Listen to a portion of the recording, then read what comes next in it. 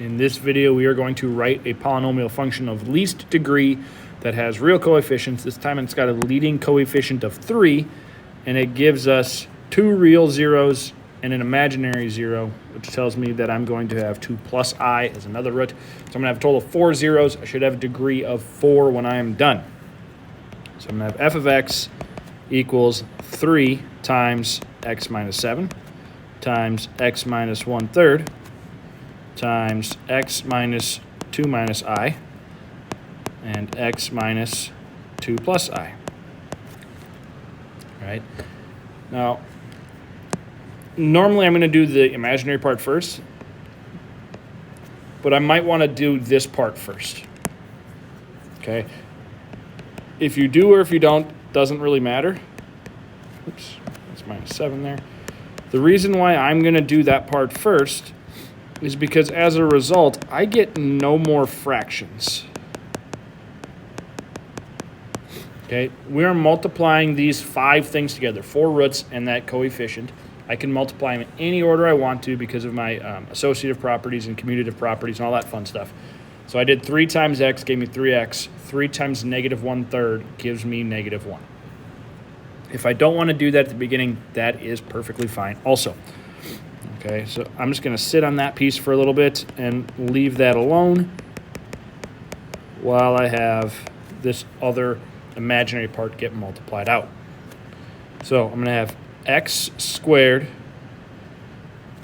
Oops.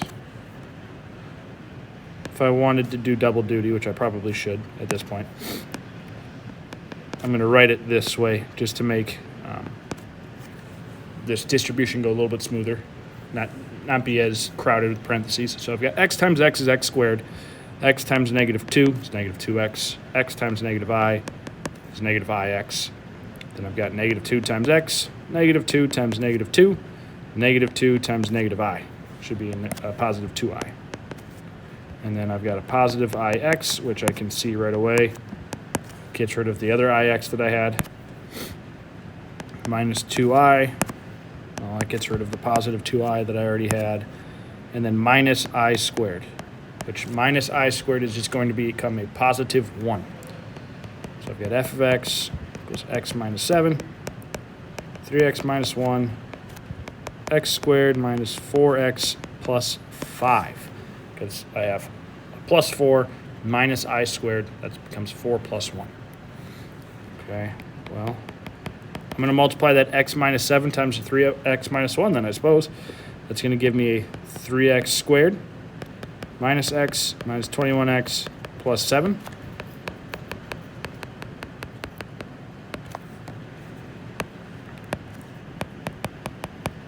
If I just rewrite it over here, I'm going to have 3x squared minus 22x plus 7 times x squared minus 4x plus 5. And now it's just making sure I don't get lost in the weeds. I have a lot of small steps to do, a lot of arithmetic to do where I could make a mistake. I just have to be very careful. So because it's a trinomial times a trinomial, I'm going to rewrite this out in 3 different lines. 3x squared times x squared is 3x to the 4th. 3x squared times negative 4x is negative 12x cubed. 3x squared times 5 is plus 15x squared. Minus 22x times x squared is negative 22x cubed. Negative 22x times negative 4x is plus 88x squared. Negative 22x times 5 is negative 110x.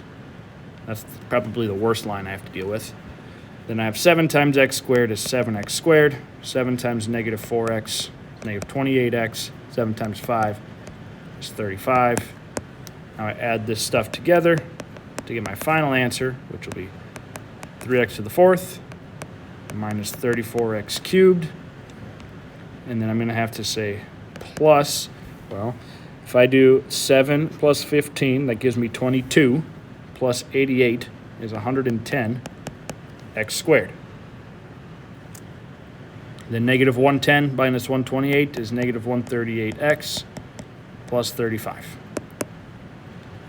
Okay, having a leading coefficient of 3, I took care of it at the beginning this time, just so I didn't have to deal with any fractions, but otherwise I could have dealt with it at the end here too. I just would have had smaller numbers to deal with throughout the process. Have a great day, everybody.